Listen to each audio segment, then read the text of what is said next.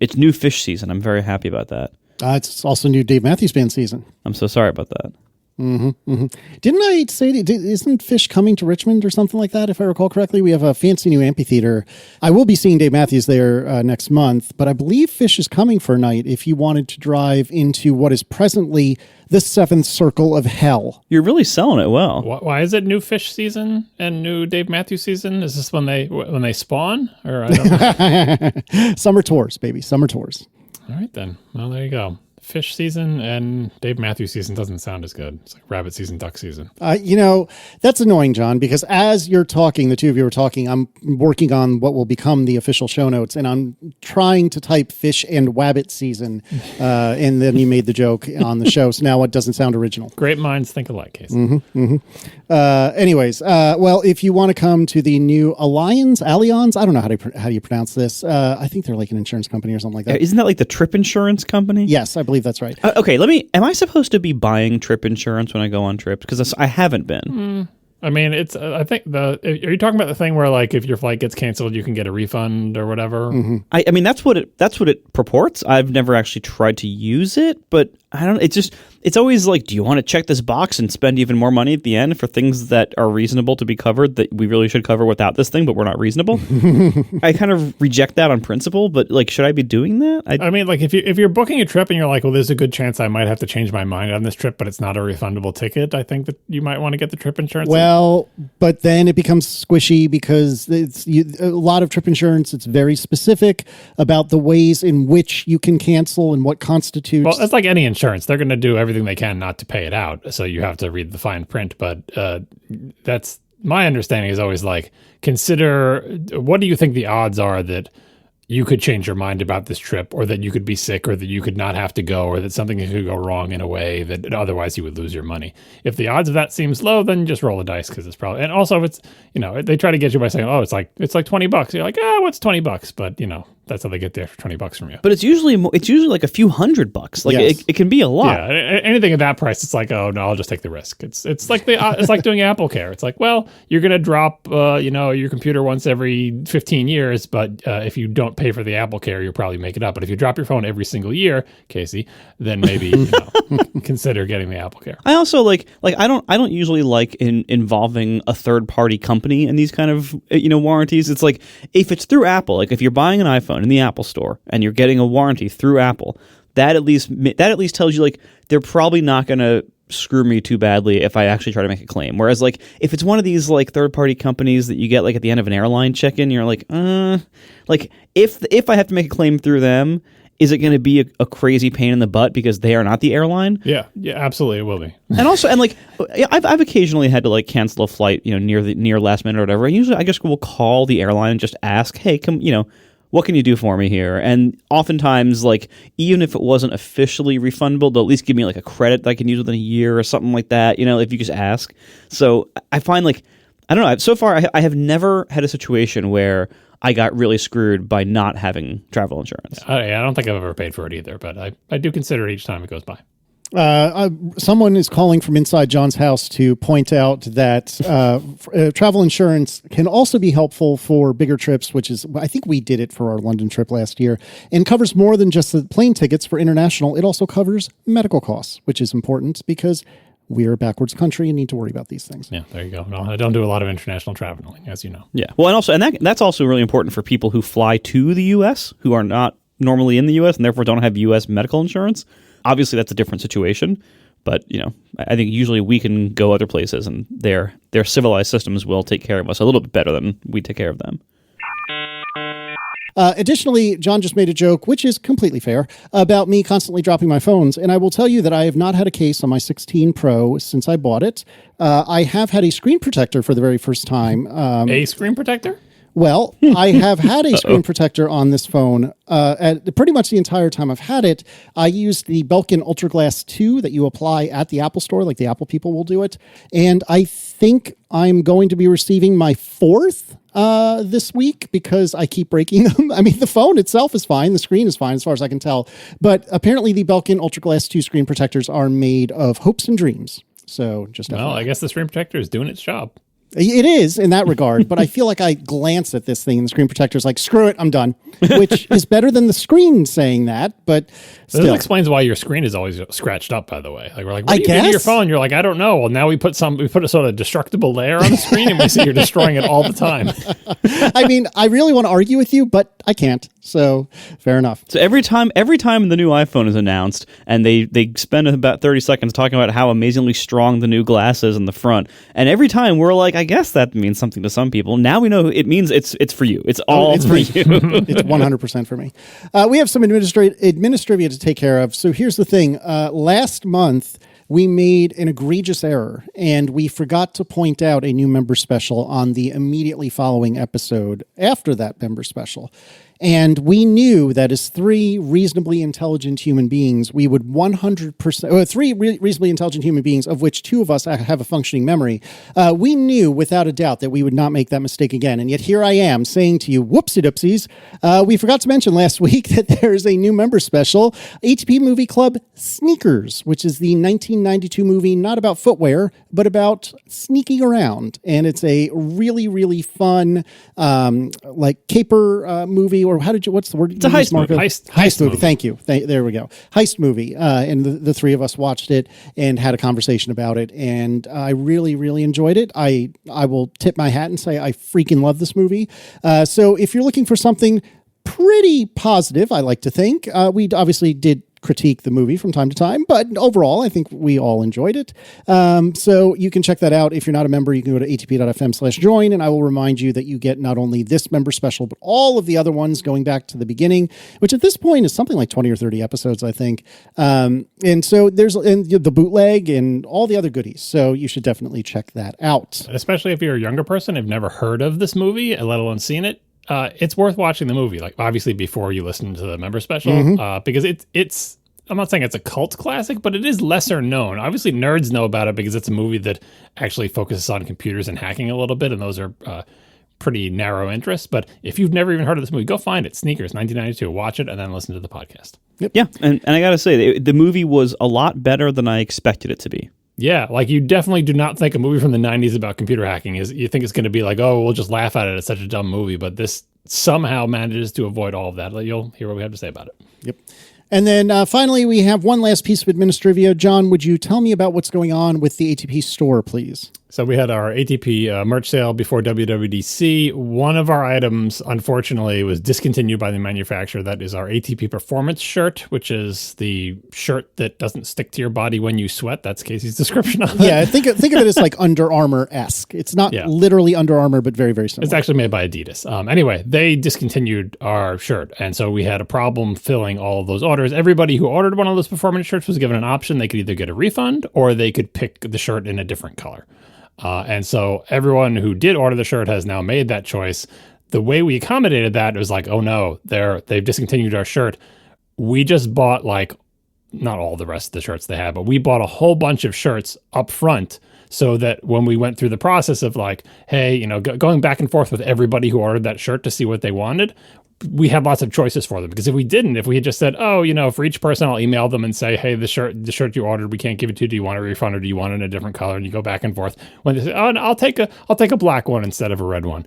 Then we can't then at that point go, okay, let's have a black shirt because they might be out of stock. So as soon as we found out they're discontinued, we ordered a whole bunch of shirts in a whole bunch of colors and a whole bunch of sizes so that people had options.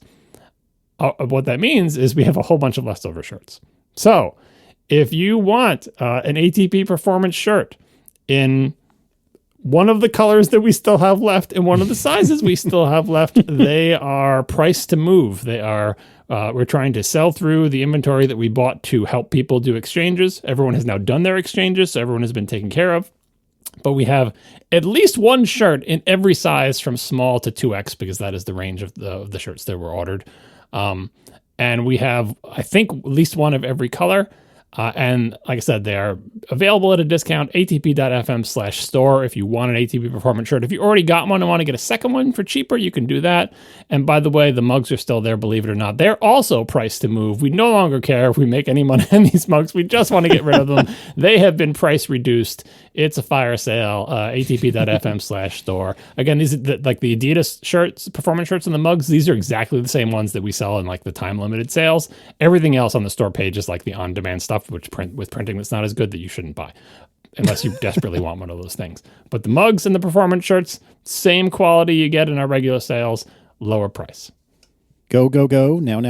Go ahead and take care of it. ATP.fm/store. And again, the member special, you can check that out. Check out membership at ATP.fm/join. All right, let's do some follow-up. As always, since we are in June, we have a lot. John, tell me, if I really, really hated the Squircle jail, what can I do about it? I mentioned these programs on a previous episode, many previous episodes, I think, and I think we've even linked them before, that will replace icons of applications on your Mac persistently. That the keyword is persistently, because it's easy to just, get info on an icon and paste on an app in your Mac in the Finder and paste on a new icon.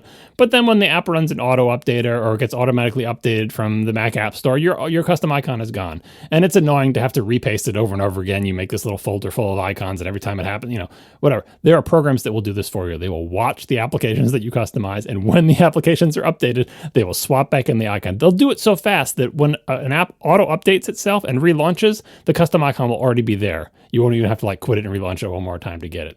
And I can never for the life of me remember what the heck the name of these programs are. So I'm once again putting it in the show notes. The one that I use is called Pictogram by Neil Sadarsi. I have a note in my notes document with the title, change Mac icon persistently. I'm just putting keywords words in so I can find it, because I can never remember it. So much so that I found myself, the reason I made that note is when I found myself scrolling through my applications folder, looking for an icon that's going to remind me of what's the app that does that, because I wanted to do it to that app and I could not remember. Anyway, Pictogram.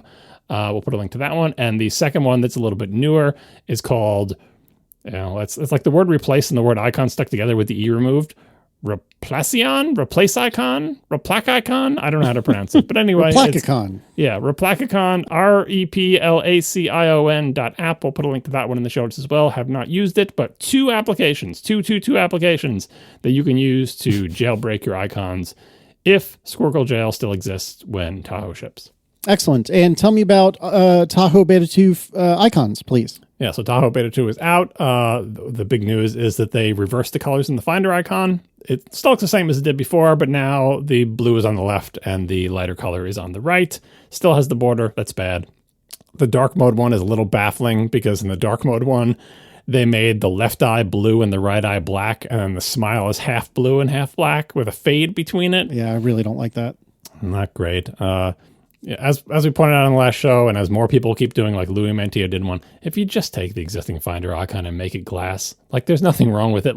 It's not like the old icon doesn't fit with the new style. It fits perfectly. It is literally flat planes that you can make glossy. It perfectly fits the new style. Just take it anyway. Finder icon's getting better.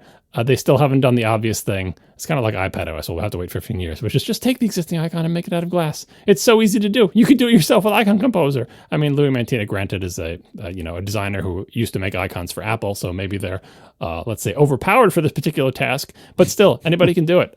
It looks perfectly fine. We'll link to Louis' example. Apple, just do that. But anyway, we're going in the right direction. Something that has entered the list family lexicon, and specifically Declan's lexicon, is OP, which is something that happened after I stopped playing video games, and everything now is OP. It's OP this, OP that. Oh, that's so OP. Yep. It's. I'm getting to that point where I'm starting to feel properly old. I already felt kind of old because I am, but now I'm starting to feel properly old, and I'm not comfortable with it. You can refer to things as broken if you want to join in the lexicon there. I mean, obviously you know about buffs and nerfs, right? No. Is that I can give you a refresher course, because I'm still in the video game world and I'm very familiar with these terms. Okay, well, maybe that can be our member special next month. We'll see. We got to talk about that privately. You're gonna hear all, because where kids get all their info now is just YouTube, and what's all over YouTube? People talking about games. So that's just all the vocabulary is YouTube vocabulary now.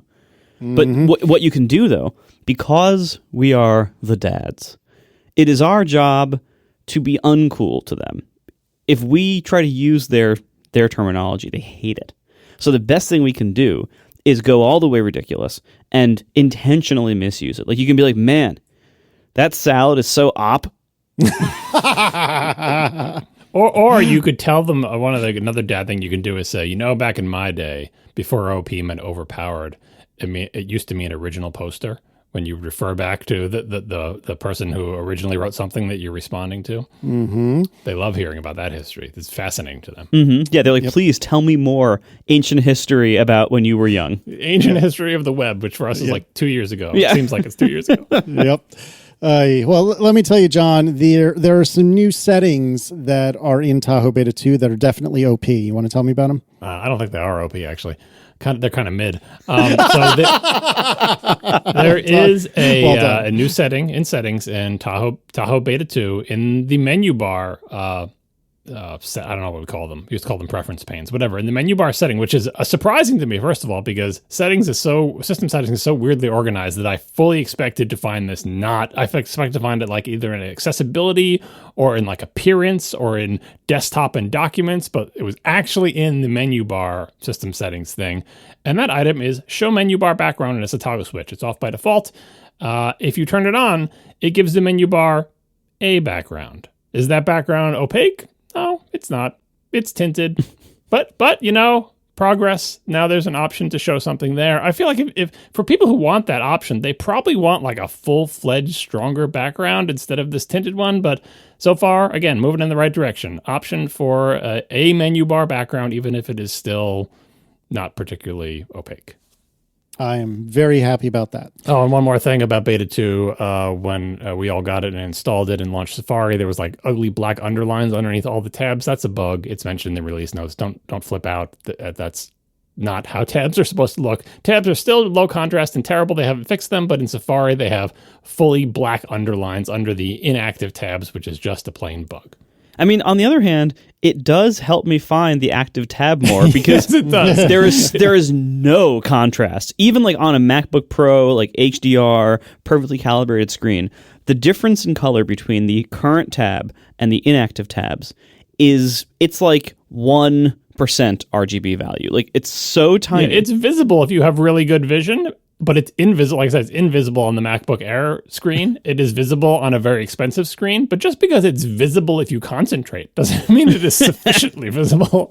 Yeah, it's definitely like a stretch at best. And like the only way to tell what tab is active is it has text next to the icon. But if you have a lot going on your screen, that takes a second to scan for. Like it's bad. Yeah, terminal's real bad too because they're like the text doesn't even help. So yeah, the black for now, that black underline bug will actually help you differentiate which is the active tab. It's the one without the underline. Great. All right, tell me about Tahoe's not so naked robotic menu bar core, I guess. Yeah, it's a naked robotic menu bar. The idea is if they draw nothing there, then you can just make your desktop background have a white stripe at the top, and look, you got a solid white menu bar. Isn't that great? And we went back and forth about this. You're saying it was like translucent. I'm like, it's not translucent. It's just plain not there, as in it doesn't draw anything behind it. And Vitor on Mastodon noted that that's true some of the times, but not always. So I got curious because every time I tried it, it had drawn nothing. So I did a bunch of different backgrounds, like solid colored backgrounds, to see what the menu area would do, the non-bar. So and when you make the background black or white, it draws nothing there. And the way I determined this is you could just do like a digital color meter to measure the color between the words file and edit, and then 1 inch below the words file and edit, it's 100% white. Between, it's 100% white. Underneath, same thing with black. It draws nothing, okay? So then I did red, green, and blue. And I did red, I'm like, oh, it's still drawing nothing. And then I did green and blue, and I'm like, with green, 100% green and 100% blue, it is drawing something. Talk about an eye test. Both of you can look in the show notes at these things. The red, I forget the details of this, but the red, I believe the red I measured as, it's just, R255, 0G, 0B everywhere. But the blue and the green, there's a subtle gradient. Can you see the gradient in the green? Nope. Not a bit. It's there. I assure you, if you take out a measuring device, you can measure it, and it's like G255 and like R2 and B2. There's a fade to it. And so then I changed it to teal and gray, and now you can see with the naked eye. See what it's doing with the teal and the gray, especially the gray you can see. Yeah. And I tell you, these backgrounds are solid colors. We'll put the gray one in the show notes and like the red one and the white one so you can see. On the gray, you can see, when the background is gray, it does draw a gradient under the menu bar. The gradient goes farther than the bar, mind you. It's like twice or 3 times as long before it fades into the color, but this is a solid color background and it's putting a gradient on it. So macOS Tahoe is baffling. By the way, all these screenshots are from Beta 1. I don't think Beta 2 behaves particularly differently, but it might make slightly different decisions about when it draws something and when it draws nothing. So its ways are mysterious. Sometimes the menu bar is not there, and sometimes something is there. So I'm using Xscope by friends of the show, Icon Factory, and sure enough, the images you put in the show notes, it goes from hex 28FF11 to 25FF0E. You're talking about the gray one? No, the green one, sorry. Yeah, the green one. I, for the life of me, even hyper mega zoomed in the Xscope like palette or whatever you want to call it, still can't tell the difference. I got nothing. Yeah, that's why I measured the black and the white one to make sure I wasn't not seeing it there, and there's nothing there. So yeah, it works in mysterious ways. Bananas. All right, do you want to talk more about the Safari toolbars, please? Yeah, Louis DiRigio wrote in to remind us that in Sequoia and earlier OSs, Safari will do exactly the same thing that we were complaining about, which is basically like pick up color from the web page and put it into the toolbar area. So the example screenshot from his email was like the Guardian website, which has this like navy blue color and the whole toolbar is navy blue. It's not quite the same as what Tahoe does because I think the Guardian is setting it with like a setting in the page. Like for web developers, if you set the theme color and the meta tag, you can control what the top bar says. Or if you have like a web app, what do you call it? PWA, progressive web app, you can set it in the theme color property in the web app manifest. And when you use Chrome, if you install a website as an application, it uses the theme color for the menu bar. So there's this whole system where websites can tell the title bar of either the window it's in or the Safari browser that it's in to color itself. It's not quite the same as Tahoe in that it picks up the color of any web page you scroll underneath it. I did a bunch of different web pages and scrolled them behind it. And it wasn't as flashy, like literally like flashing as the one in Tahoe. But you will only see this. The reason I think we all forgot about it, you only see this is if you have the option in Safari to show color in compact tab bar in the advanced setting. And I think we all turned that off as soon as this feature was released and have never turned it back on. So that's why we just have a more or less solid gray toolbar in Safari. But it's a reminder that still exists. And I was further reminded when I was doing some digging for some other screenshots today that way back in Yosemite, macOS 10.10, I think is when they first rolled this out, where they would color the tabs and the toolbar in Safari based on the content of the web page in a way that looked, it was very frosted and very kind of opaque, but it would still add colors to it. I put this very pretty screenshot into my Yosemite review that we'll link in the show notes to show what it looked like. But this is another one of those options that I immediately turned off. I think this was influenced by the allow window backgrounds, allow desktop to tint window backgrounds or something like that. I don't remember what it was that turned this one off. It was a long time ago. But all this is to say that Apple has been obsessed with making Safari's toolbar and tabs be colored by the thing that's in them since at least 2014, which is when Yosemite rolled out. All right. There are some ways that one can install macOS Tahoe betas. I think you had said that this conversation started by you saying that your installation procedure was not fun. I said as a VM using Virtual Buddy worked really well for me. But Robert Sherry writes, in order to DFU restore to macOS betas, you need to install the beta version of Xcode on the device doing the restoration. This is also required to create a VM, as that is effectively also a DFU restore. It will fail with some esoteric message otherwise. I think I was experiencing this because I did not install the Xcode beta because I did not know that you needed to do this to install a beta version of an OS with DFU. You don't need Apple Configurator. Finder can do a DFU restore, and I think it does mention not having, quote, device support, quote, when you don't have the beta Xcode installed. For restoring to a physical device, I use the wonderful Asahi Mac VDM tool to boot the other device into DFU mode because the key combination sucks. We'll put a link in the show notes. I hope my past pain, can help some people out. Additionally, Brian Lasham writes, with regard to John trying to DFU restore a Mac with an IPSW file, I couldn't live without DFU Blaster. Again, link in the show notes. With DFU Blaster Pro, you can put a Mac system into DFU mode with the press of a single button and restore any version of macOS that the Mac system supports. Plug in a Mac via the DFU port, press a button, and the Apple Silicon Mac goes into DFU mode. The fact that there's multiple tools to do this tells me that Apple should probably just build this into their OSs, since apparently you can do it with software somehow, instead of making us do the incantation that is very weird and complicated and not particularly satisfying and easy to get wrong, that I have to look up every single time. So I'm keeping these items in mind. And I'll probably do what I often do, which is use our show notes to remind myself of something. Next time I need to do this, I'm like, we talked about an ATP. Do a site:/ATP.fm query and look for this. Look for DFU, and I'll find DFU Blaster. And additionally, and finally in this regard, Andy Bowden writes, John installed Tahoe by installing Sequoia first, but this isn't necessary. I did it by downloading Apple's install assistant.package for Tahoe, opening the installer and selecting the desired external drive within the installer's GUI as the install destination. Worked like a charm for a clean external install for my Apple Silicon Mac. Yeah, so this Mr. Macintosh site that we'll link always finds these installer things. Why Apple makes these so hard to find that a website's part of a website's reputation is they find these things and link them for every single OS. It's like, Apple, if you're going to make these things, make them available to us. It's great that you do the IPSW, like that's probably useful to a lot of people. They used to put them on the Mac App Store, I think, and you'd get the installer there.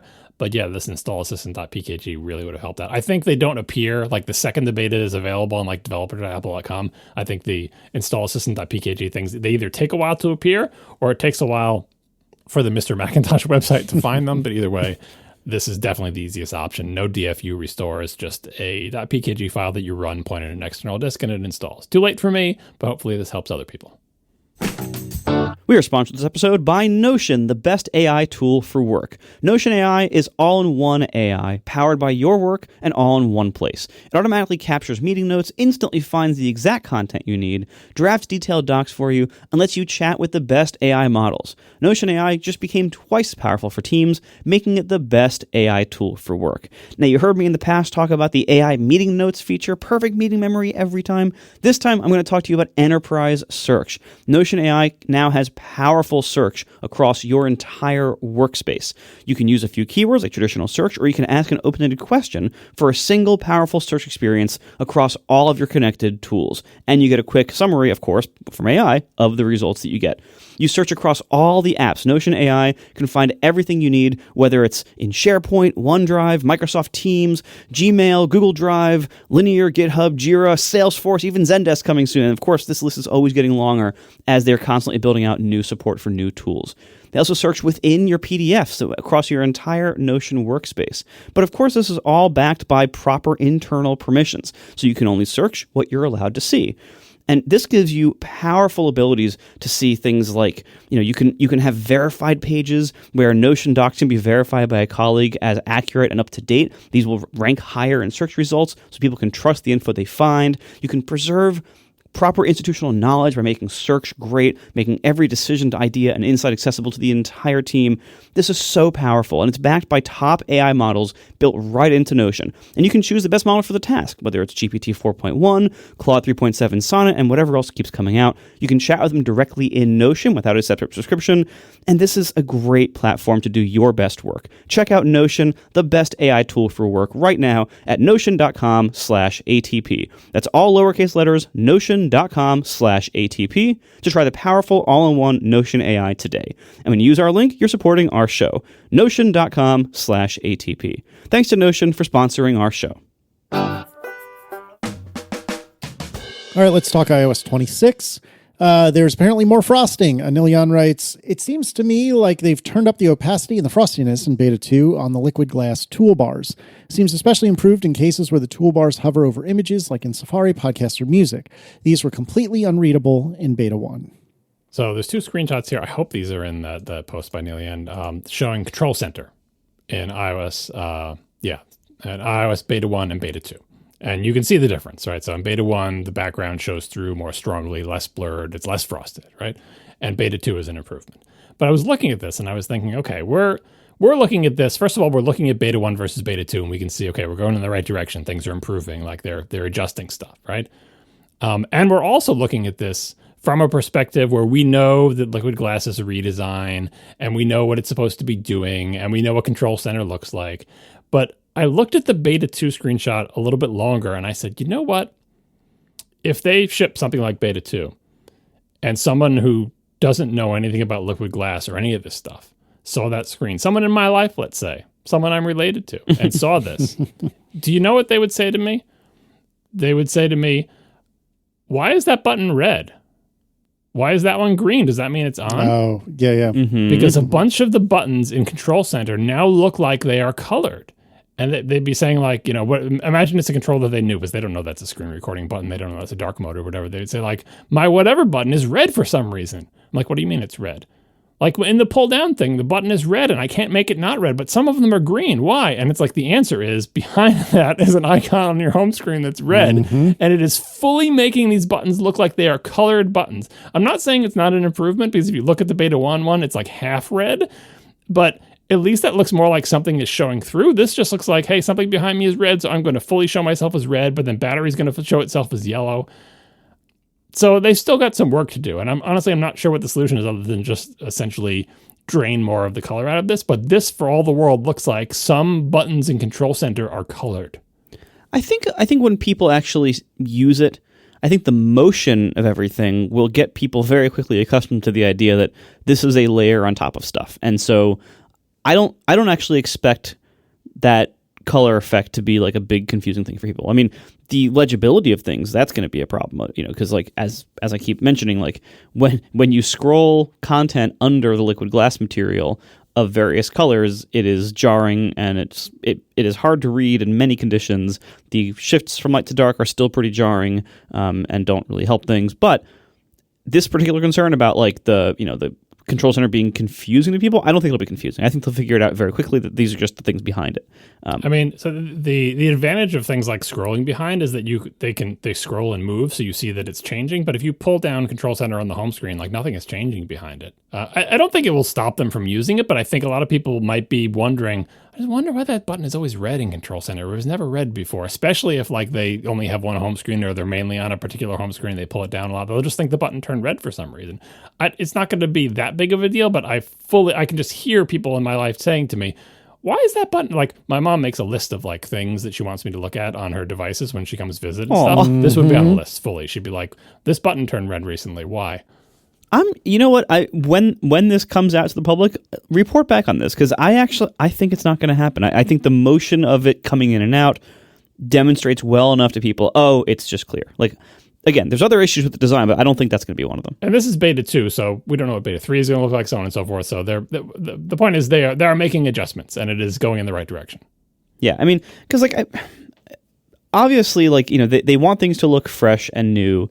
And I think there's a lot of room between looking old, like what we had before, and the new design all the way to one side, and in the middle is all these like, okay, well, yes, we need some compromises here, because full transparency is hard to read in a lot of contexts because it's still a computer interface, so we still need to like put text on top of buttons sometimes and have things be legible and have stuff go under it sometimes because scrolling exists and uncontrolled content exists. So there's a wide range between the extreme of it has to be perfectly transparent and it has to look just like the old material. What we had in iOS 18 and earlier is, as we mentioned before, like a lot of kind of very, very heavily frosted glass looks. And what we have here is a bunch of almost not at all frosted glass looks. Somewhere in the middle, I think they can achieve a really fresh, nice new look that has enough frosting and blurring to be legible enough in most conditions.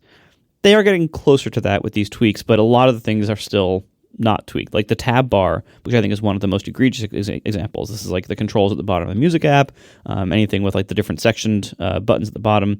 That's still pretty, as far as I could tell, it's unchanged in Beta 2. I at least didn't notice any difference. Like I screenshotted back to back and I couldn't tell any difference. Tab bars are still, and the little mini players in music, those are still pretty hard to read and still flash a lot when stuff scrolls, but they are making little improvements to other things, so I have some faith that maybe they will, come upon that as well and tweak it a little bit. Marco, you've been on an adventure. You've been on a treasure hunt to try to find some missing buttons. Can you talk us through what the ailment is? Then we'll talk about some potential findings. Yeah, so listener Walter Hemme wrote in because I complained last episode that in a couple of places that things that were that previously had toolbar buttons were now replaced with nothing. I went on a whole rant about these things being replaced by nothing. And one of the examples I gave was in the music app. When you're in an album view in the music app, usually in the upper right corner there'll be a plus icon if the album is not in your library. It'll be a checkmark icon if it's downloaded, or it'll be like a down arrow download button if it's in your library but not downloaded. And that was a quick way to tell, is this album downloaded? And a quick way then to download it, which I very much use all the time. And I was complaining that button was just gone in Beta 1. Well, it turns out, so Walter Hemme wrote in to say that they still have the arrow button and gave a screenshot. And I wrote back, I'm like, wait, but here's a screenshot of mine. It's clearly not here. What it turned out to be is in Beta 1, if your album title was wide, that button would be hidden all the time. I guess through some mechanic of like when you scroll up, when the title appears in the title bar, when you're scrolling, I guess when you're scrolling down, when the title moves from where it is in the content, and then it sticks in the top bar. And apparently there wasn't room for it or something. Anyway, long story short, they fixed this bug in Beta 2. So in Beta 2, now across all my screens in Apple Music, the checkmark/download/add button is now back in the upper right corner where it belongs. So thank you, whoever fixed that at Apple. By looking at the screenshot, by the way, there's room for way more buttons up there. I'm not saying they should fill the top of the thing with a million buttons, but yeah, it looks even more egregious knowing that they took what was one little ellipsis menu, and now it's in a little ellipsis menu connected in the capsule with the button that you were just referring to. Still plenty of room on the top there. Not a lot of stuff going on. This is not a busy interface. Using Beta 2 now for, I guess a day. It's been out 2 days. These improvements, they tweaked the Safari buttons a little bit more, made them a little bit less terrible. It's getting less bad in some of these very frustrating areas. There is still a long way to go, but this is only Beta 2. We have all summer to keep, have Apple keep iterating on this, and for us to keep complaining about it so that they do the right thing. and I will say also, Beta 2 does not so far seem to be overall more stable in most ways than Beta 1. It certainly doesn't seem to perform any better. My phone is still very hot all the time. I started bringing around my little fan cooler for the back when I'm using out and about using it, because it runs so hot. Performance is terrible. I had to reboot the phone yesterday because just system wide, all of a sudden I was getting 4 frames a second for everything, scrolling, even the home screen, everything. So I don't know what was going on. So rebooted the phone, it was fine. I keep the keyboard seems to have a problem where in the middle of typing a paragraph into a message or something, the keyboard will just lock up the whole app, and you'll have to force quit whatever you're typing in, and then of course you lose what you were typing. So that's been fun. I did lose the ability to charge via MagSafe until a reboot yesterday. So it's that kind of build still. This is still very early. So which, to be clear, we're not faulting anyone for that. This is what beta season is about. This is, Marco knew what he was getting into. Yes. This is why they tell you, you must only install this on test devices, even though they don't, no one does. But yeah, what I'm saying is if you were, out there, if you're being responsible-ish, and you were like, I'm not going to install Beta 1, maybe I'll install Beta 2. It's not to that point yet. If you have that level of cautiousness that you wouldn't install Beta 1, don't install Beta 2 either. We'll see how Beta 3 turns out in a couple of weeks. Sounds fun. All right, we had a brief conversation last week about the new clause showing up in simulators, I believe, Apple Vision Pro 4K. And we theorized that maybe that's hinting that there will, in the future, be a not 4K. And we were dead wrong, because Greg Kaplan writes, the Apple Vision Pro simulator did not support 4K before. Now it does. Apple is advertising a new feature, not hinting at future products. And Greg continues, imagine Apple releasing a new iPhone that's not Retina just to hit a price point, with a thinking face emoji. Apple Vision Pro's issue is value. Lowering the price to meet a perceived value is one solution. Apple generally increases value. The Apple Vision Pro needs to get better in every way for many years before splitting the line makes sense. Old models will hit lower prices in the meantime. All right, for the record, whatever the 4K thing, okay, fine. But this thing about, like, imagine Apple releasing a new iPhone that's not Retina at a price point, it's a little bit different when you're talking about a product family that effectively no one is buying because it is way too expensive for most people. Like, that is not the iPhone. The iPhone, yes, it's expensive compared to, like, inexpensive Android phones in a lot of the world. It's too expensive for a lot of people. But, like, in Apple's target markets, in, like, you know, the big rich countries that Apple sells most of its products in, the iPhone sells great. Nowhere does the Vision Pro sell great. To no market, nobody, anywhere. No one is buying the Vision Pro. And the price is the number one reason. And it isn't that it's like 10% too expensive. It's like 200% too expensive. Like you need to cut it way, way down to be even in a range that most people would consider for the kind of thing it is. So, yes, I can indeed envision Apple releasing a cheaper one because this product line is failing hard until they can get it a lot cheaper. So that's a very different situation than the iPhone. Also, again, we can see things like the Quest series of headsets that are a few $100 and way lower resolution, and a lot of people love them and use them just fine, and there's a lot of advantages that they have. And so I think we can see, like, it is possible to create a good headset for lots of purposes with lower resolution screens. Sure, it's not ideal, but right now, with the tech we have today and with how much it costs today and the realities of the market, the reality is, yeah, if they want this product line to continue to exist, they're going to need to bring that price down very quickly. And they can't wait around for these particular resolution screens and specs to somehow get so cheap that they can release one of these at a third or a quarter of its current price.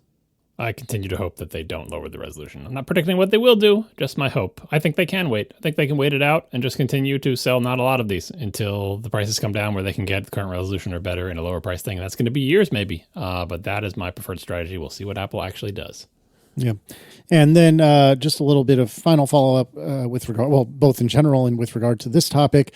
Allegedly in the second betas that were released a couple of days ago as we record this, the two options are now Apple Vision Pro and Apple Vision Pro at resolution, which is basically, you know, the standard up until now simulator, which reads as Apple Vision Pro, or this fancy new simulator, which will now read, instead of 4K, it will now read Apple Vision Pro at 2732 by 2048.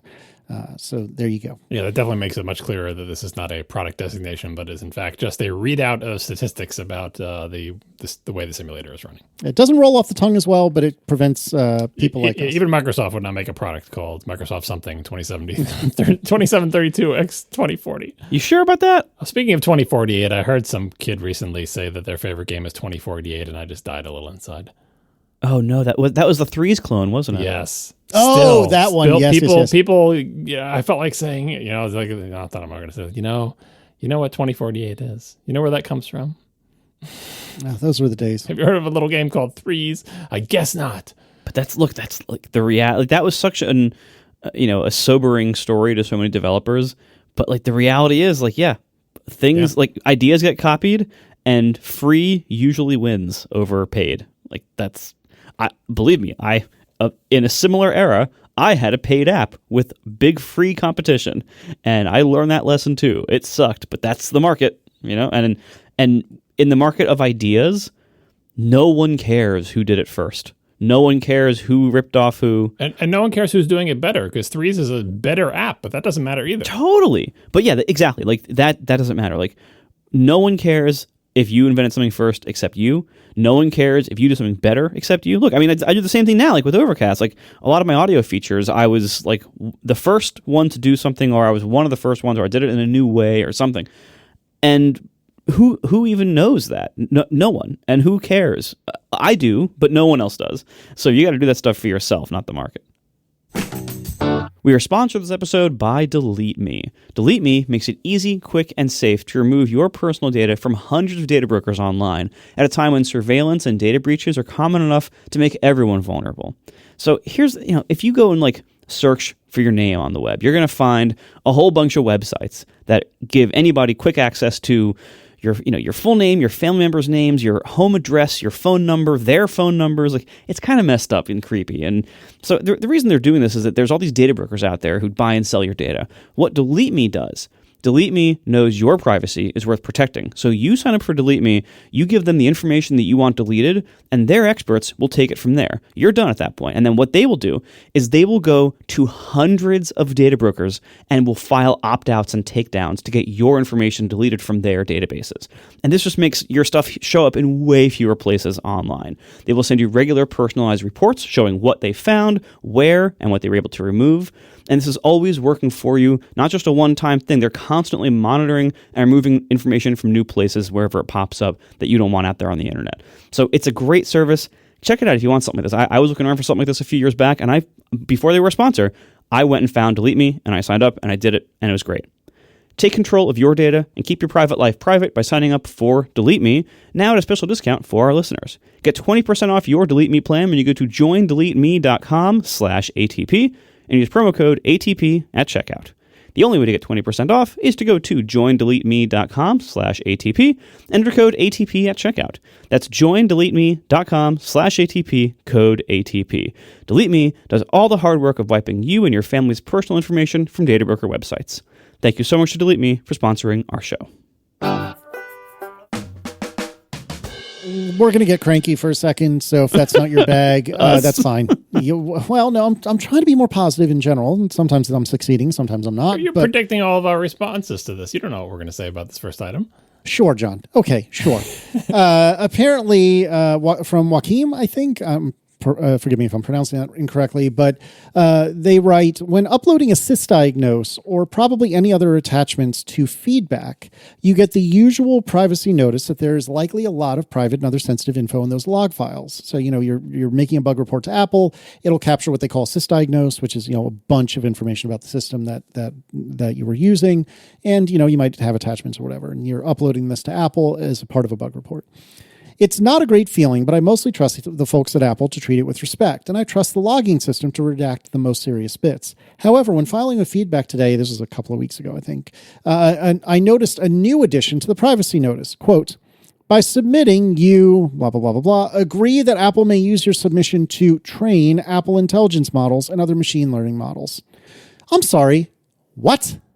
I don't think I love this. I'm really trying to be positive, but I don't think I love this. So my one complaint is that there is no way to opt out of the training part, because basically if you don't agree to this, then you just don't get to submit a feedback, which seems pretty harsh because this is a new addition. Before, again, sysdiagnose captures tons of stuff about your system. Every app that you're running, everything that's installed, just tons of stuff. And what this was referring to about the logging system has a way to redact private information. Programmers have to use it correctly in their apps, not to leak private information, but presumably Apple does a good job with that. Anyway, you're already sending a bunch of private information, but you're doing it as a part of a bug report. You have a problem, you want to send up, here's the system that I'm running, here's all the apps that I'm running, here's all the kernel extensions, here's the versions of all my things. You're trying to help them solve whatever bug you're having. So that's part of the bug report. But now it's also, we might train Apple intelligence models and other machine learning models on the stuff that you submit.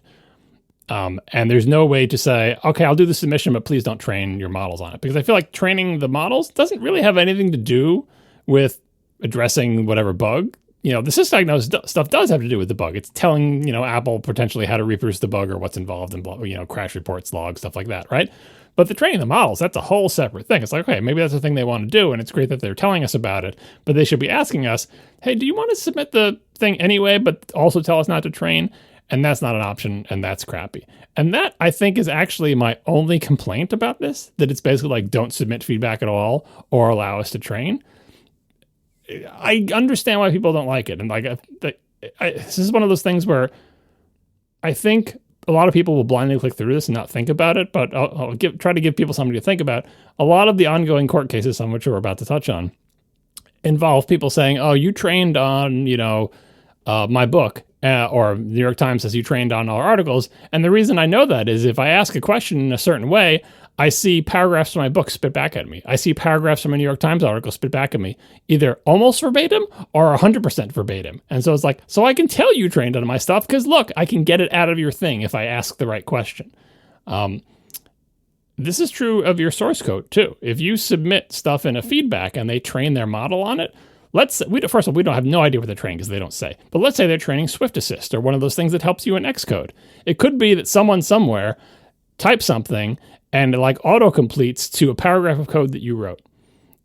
And you might not think about that. Maybe that paragraph of code that you wrote has like a snarky comment or a variable name or like things that are personal to you that you wouldn't want being out there in the world. Like when you're submitting a feedback report, you're not thinking someone somewhere someday will ask some Apple LLM for something and my code will come back with my comments and my variable names. And also, obviously, proprietary stuff, like if you have some secret algorithm in your app that does some fancy thing, now people can autocomplete that without knowing where it came from, without giving any credit to you or whatever. So maybe you want to think twice about that. The reason I'm personally not concerned about it is because I never upload my real source code to feedback. I'm always making sample apps, and the sample apps have nothing that I care about in them. They're just bare bones sample apps with code that is, as far as I'm concerned, could be public. And if Radar/feedback had a way to mark it as public, I would do that.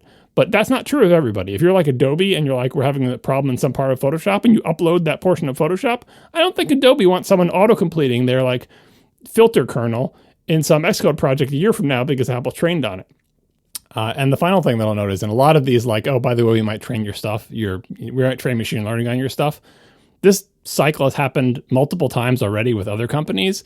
And a lot of the time, it's just, lawyers getting in there and saying, I'll write this language so that we can do anything we want. And then the company swears up and down, oh, we didn't mean it to be that broad. We just wanted to use it for this very narrow thing, but the lawyers made us put this broad thing in, so we'll change it to make a more narrow thing. That works if a company employs humans who are responsive to feedback in real time. I would say that does not characterize Apple for the most part when it comes to this type of thing. So I'm not optimistic that Apple is going to remedy this language to clarify what they mean. In fact, this story is weeks old and I don't think I've heard anything about it. But just FYI, this is a thing Apple wants you to agree to, which you may or may not care about. I personally don't because of the way I use feedback, but lots of people legitimately could because of the way they need to use feedback. And like I said, the only option is to not use feedback. So congratulations, Apple. You put up one more barrier to discourage people from sending feedbacks. All right. So with the disclaimer that I know this is going to make people mad, I think this is not that big of a deal. See, Casey, you're 0 for 2. I know. I'm shooketh over here. I cannot believe my ears. My goodness. I think John is right about, for the most part, what you should submit if you want your feedback report to actually get fixed. First of all, you're rolling the dice anyway. Good luck.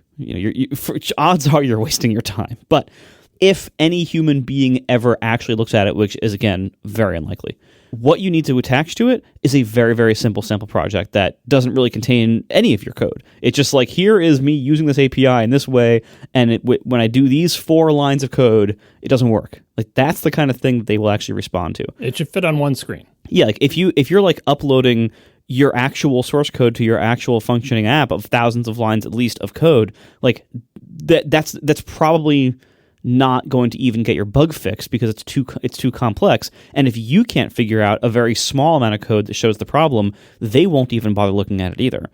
Ideally, you're not really submitting anything of significant value or exclusive knowledge to you. That being said, I think broadly speaking, and please forgive me, everyone, I think no one's going to care about this kind of stuff in like 2 years. Wait, define this stuff. Training AIs on, quote, my content. Like what I think people are largely not going to care about this in the long term. I think the AI tools provide a huge amount of value, and we're all starting to use them in all sorts of ways. And so as that value goes up, first of all, I do think it weakens the argument that a lot of people make that, like, well, you ripped off my content and you're creating value just for yourself. Because the reality is most of us over the next few years, if we aren't already using AI tools to help us out, it's going to just be in everything, in everywhere. We're all going to use AI tools in some way. Even if you just do Google searches now, you're using AI, whether you like to or not. Like, it's everywhere, and it's getting everywhere, even more so, because these tools are so useful and they have very high utility to so many different contexts. Like, you're using AI everywhere, whether you intend to or not. It's just getting everywhere. There are always going to be people who like resist it and who are against it for various reasons, but I think the numbers of those people are going to dwindle over time, and it's going to become marginalized. The same way that people freaked out about a lot about the internet when the internet was new, and over time, for the most part, most people have gotten past that, or those people just got more and more marginalized who wouldn't let go of those objections because there was so much value being created in so many other ways that it's helped so many other people in so many ways. Everyone kind of moved on. I think that's happening with AI. I think that will continue to happen over time. And so people who were super against AI on principle are just going to keep getting more and more marginalized. And if you are one of those people, this probably sucks to hear, and you're probably really mad at me, and I'm sorry, because it isn't super clear-cut. I can't say this is a universal good with no downsides. It's not. But it is creating a ton of value for a ton of people, and it's just going everywhere now. So there is no fight against it. When technology develops a way to do something that is very valuable, it goes everywhere. You can't stop it. And this is one of those techniques. So I think in the long term, people will stop caring about what AI trained on and why, because it's just being trained on everything everywhere all the time, the same way web search engines crawl everything everywhere as much as they can, and like they index that data for you to make use of it later. That's where we are now, and that's where we are headed. It's just more of AI ubiquity and all the different products that we use, and most people just not caring. Young people already don't care. Young people who are coming into the workforce now or in college now, they've been using ChatGPT for a few years now, and that's just what they have. That's just available to them. That's their technology world. You can be a part of it, and you can embrace it now, or you can wait for it to be forced upon you by all of your platform vendors over the next few years. But I think embracing it now is probably the way to go. So I think this is largely a temporary objection of it even mattering at any meaningful scale. And in the long term, it won't. And again, if you are on the other side of this, you're probably really mad at me. And I don't disagree with you about why you should be mad at me, but I think this is the reality of where this is going. There's only so much we can fight it. And I think once you are using AI tools, even if you didn't mean to, but hey, you know what? Oh, there's new button in Google Apps or whatever, or like even if you are using AI tools, I do think it then becomes a little bit problematic to say, well, I'm going to happily take the value of this tool, but I'm not going to allow it to train on anything that I make. That's a little bit of a tricky place to be. So I just think about that. Like, again, I don't think I'm going to change anybody's mind with any of this, but I think just this is what's happening. Like, this wave is crashing over all of this stuff on all of our tech world. It's only going to keep increasing because, again, there is a lot of value being created and a lot of utility being created. And whether you use it or not, everyone else is using it. So I don't think it's a big deal. I don't think it's a tricky position to be in to say, I'll use this thing, but I don't want it to train on my data. There's plenty of other analogous situations in the world where you will accept a service made by somebody else, but you don't want to contribute to that service for whatever reason. I feel like that should still be your option, which is, I don't want to contribute to this thing, so don't contribute to the thing. But you could still use it because it's filled with other people who presumably consented to their contributions, let's say, in the most ideal scenario. So I don't think that's a big deal at all. But well, as to your other points, I think we will touch on them as we go down the line of other items in this very long topic.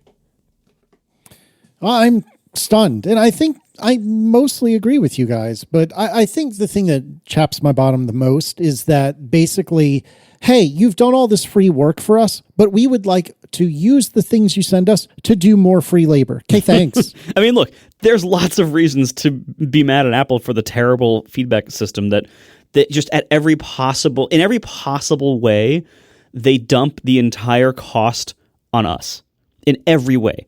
And they expect us to do all sorts of free work so that one of their bug filter people 3 months later can mass close thousands of bugs by saying, does it still work in the current beta? And they never even bothered running your sample project. Like, that's the reality of the system. The reality of the system is, it's wasting our time for lots of other reasons. This is a small slap in the face in that context. But when taken in absolute terms, do I object to this particular behavior? It's not great, but there are worse things. Yep, I think I agree with that. And I also wholeheartedly agree with what John said at the beginning of the segment. There should be a way to say, yeah, I understand you're getting sensitive data and that's fine, but I do not want to use it to feed your, never-ending, never-satiated, LLM. But here we are. All right, speaking of LLMs and AIs and things like that, Meta has some thoughts on the value of AI training data. This is reading from an article in Vanity Fair. This is how Meta AI staffers deemed more than 7 million books to have no, quote, economic value. Reading from the Post, lawyers for Meta are invoking a fair use defense in a copyright suit that's been winding, I think it says wending here. Is that wending a word? is a word, Casey. Okay, so today I learned.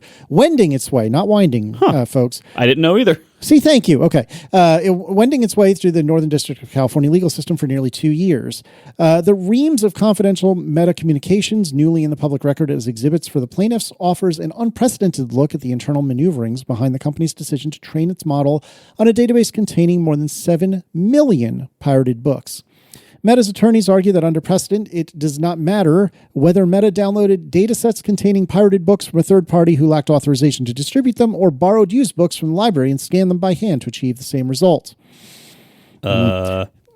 But their defense also hinges on the argument that the individual books themselves are essentially worthless. One expert witness for Meta describes the influence of a single book in LLM pertaining, quote, adjusted its performance by less than 0.06% on industry standard benchmarks, a meaningless change no different from noise. That, first of all, that actually sounds kind of high. It's like, okay, so I was going to say that they might have left some zeros off of that number. So you only need a few hundred books to train your entire model to be amazing? Well, maybe it's kind of the type of thing of like, you change one bit in something and like the MD5 changes radically, right? So maybe even just omitting one book can change it by 0.06%. Continuing from Vanity Fair, furthermore, Meta says that while the company has invested hundreds of millions of dollars in LLM development, they see no market in paying authors to license their books because, quote, for there to be a market, there must be something of value to exchange, but none of the plaintiff's works has economic value individually as training data, end quote.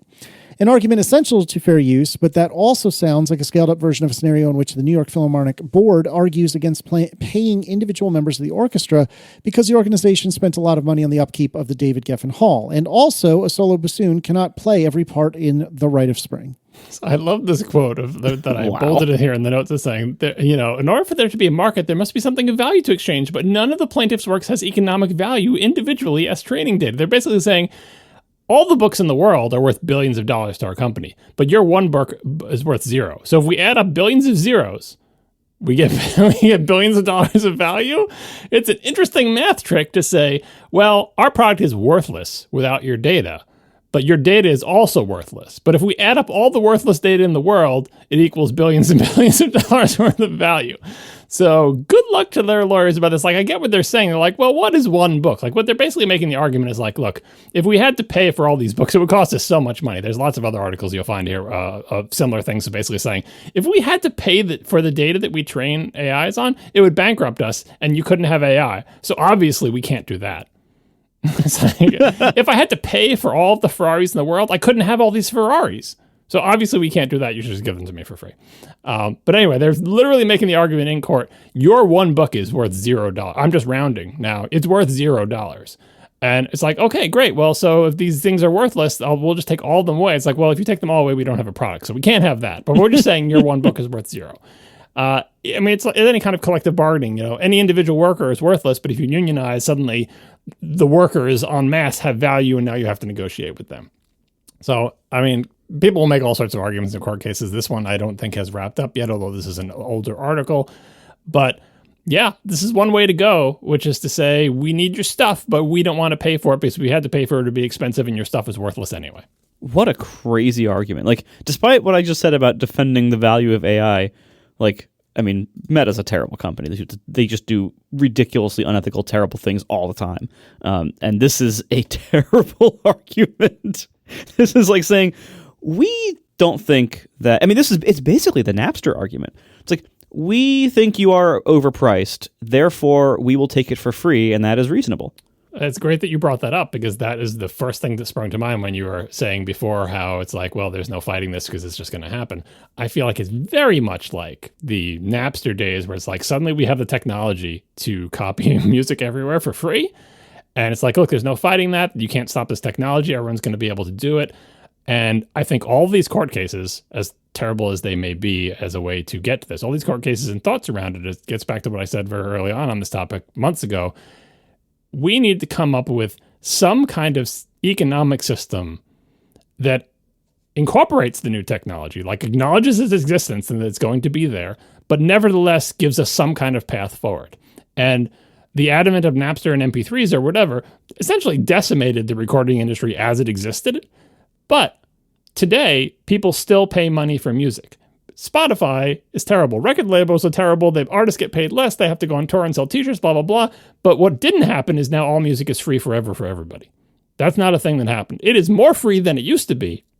But still, we have come up with models, however, business models and markets, however imperfect and however impoverished compared to the old ones, that have lots of downsides versus the old ones, but also some upsides, that we're trying to find a way forward. And that happened through lawsuits and through new laws being passed and through new business models being created. And, people who like the old record system will tell you that the new one is bad, but there are good aspects to it as well. Like, I feel like we need that for AI training. And we are at the very early stages. We're at the Metallica suing like people in their basement stage of AI training. It's like, you can't fight the technology. There's no going back from like, oh, it's trivial to distribute music online. It's still trivial to distribute music online. It's always going to be. But the innovation was like, iTunes, we will compete with piracy by being more convenient. We will let you pay a monthly fee for essentially all the music in the world. And it's like, well, how does that work? How can artists make money? Like, it's better than everyone getting all the music for free. So let's try to work something out. And I feel like, I'm not saying we've reached a successful endpoint and that the music industry should be the model for the rest of the world, especially since the sort of gatekeepers in the record labels still manage to somehow cling to power and be a thorn in our side to this day. And Spotify is trying to become the new modern version of that. So I'm not saying it's all roses, but what I am saying is that this whole thing looks familiar. And I feel like what you said, Marco, about like, there's no way to fight this is true, but also what we should trying to do is figure out a way forward without sort of like holding back the tide or boiling the ocean or whatever analogy you want to say. Is like, you're not going to stop this by refusing to use AI. You're not going to outlaw AI. You're not going to do any of the things that they tried to do to stop Napster. But we should also not say it's a free for all data is free for anybody at all times. We have to figure out something in the middle. And as this meta case emphasizes, it can't be like, okay, we'll pay everybody $1 for their book, because that also seems like it wouldn't work, because it would be a lot of dollars. And even so, that's not an ongoing thing. So I don't know. Again, I don't know what the answer is, but that's what these cases are hopefully moving us toward, is some kind of market for creative work that allows AI to exist and be useful, but also allows people to still somehow make money for creating things. It's tough because there's no clear answer, and I don't know where to go from here. Related, but a new topic. The New York Times' first generative AI deal is with Amazon. Reading from The Verge, the New York Times has struck a multi-year AI licensing deal with Amazon that will bring its editorial content to a variety of Amazon customer experiences, the outlet announced on some recent Thursday. Under the agreement, Amazon will include summaries and short excerpts of the Times content in products like Alexa, and will also use Times articles to help train its AI models. The deal comes over a year after the Times sued Microsoft and OpenAI for copyright infringement, accusing the companies of copying and using millions of its articles to train their AI models, while depriving the publication of subscription, licensing, advertising, and affiliate revenue. Several other outlets have sued OpenAI on similar grounds, including The Intercept, Raw Story, CBC, Radio Canada, the owner of IGN and CNET. Other publishers like the Atlantic News Corp and the Verge parent company Vox Media have struck AI licensing deals. In addition to using content from the Times, Amazon will also draw from the outlet's sports-focused outlet, The Athletic, and its recipe hub, New York Times Cooking. Amazon launched its AI-upgraded Alexa Plus in early access earlier this year and claims hundreds of thousands of customers have tried the assistant. The financial terms of the deal were not disclosed. So this has been going on for a while. This is like rattling off a list of people who have cut deals. This is New York Times is cutting a deal. This is it makes sense that this is happening. And in some ways, it certainly makes sense for the AI companies. They're like, we really want that New York Times data. We have a lot of money. Can we just give you a deal that like we give you this amount of money or whatever the financial terms are, and then you let us train on your data because we're doing it anyway, and you're trying to sue us, and let's work something out, right? But this is not, I think, a system that it's not a good system, because what it means is big rich companies that can afford to sue OpenAI, like Disney and the New York Times and like, the Atlantic and News Corp and Vox Media, they will strike deals where they get paid to allow, they'll be paid by everyone who wants to train on their data. They'll strike a deal, whatever those deals are, they'll figure out the terms, like this makes sense to us. You can train on our data, and in exchange we get some part of the riches that you're getting from our content. But the only people who can do that are these big companies with lots of money and lawyers who can strike these deals. And it's basically what that basically means is if you're a peon, all these AI companies get your content for free and you have no recourse. If you're a big company, you get paid. And that doesn't seem to be a great system. At least in the Napster days, everyone's music could be pirated. Like it wasn't just some people who got paid for it. And it does have some precedents of like the record companies staying around and still taking all the money, and a few streaming companies, dominating in the current era. But I don't like the shape of this. But on the other hand, I do like the idea of essentially setting a precedent that if you want to train on our content, then pay us something. And presumably the deal is not like you pay us $1 per word. Like it's obviously a deal that they can do. I'm sure it's like Spotify. It's like, well, if you have to pay, $250,000 for every infringement or whatever the hell it is for like each song, what would it look like for a service where you could get access to all the songs in the world? That must be like prohibitively expensive. It's like, no, it's a couple bucks a month and you can get access to all the songs in the world. It's like, how does that make any sense? That's like a fraction of a fraction of a fraction of a fraction of a cent for each song. How does that make any sense? And it's like, well, it's not great, but it's still better than zero, and people still can get some money from it. So like we're still working that out, but I don't like the idea of like, if you are a big company, you get paid and everyone else doesn't. Yeah. Again, there's no clear good answers, but it'll work itself out one or the other. Reading from Engadget this time, it turns out you can train AI models without copyrighted material. It's just a pain in the tuchus. So reading from the article, AI companies claim their tools couldn't exist without training on copyrighted material. It turns out they could. It's just really hard.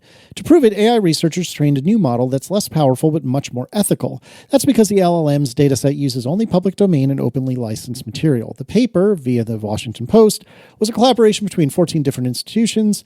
The authors represent various universities and nonprofits. The group built an 8-terabyte ethically sourced dataset. Among the data was a set of 130,000 books in the Library of Congress. After inputting the material, they trained a 7 billion parameter large language model, or LLM, on that data. The result? It performed about as well as Meta's similarly sized Llama 2.7b from 2023. The team didn't publish benchmarks comparing its results to today's top models. Performance comparable to a 2-year-old model wasn't the only downside. The process of putting it all together was also a grind. Much of the data couldn't be read by machines, so humans had to sift through it. Quote, "We use automated tools, but all our stuff was manually annotated and at the end of the day and checked by people," quote, co-author Stella Biderman told the Washington Post. And that's just really hard. Figuring out the legal details also made the process hard. The team had to determine which license applied to each website they scanned. It's a lot of work.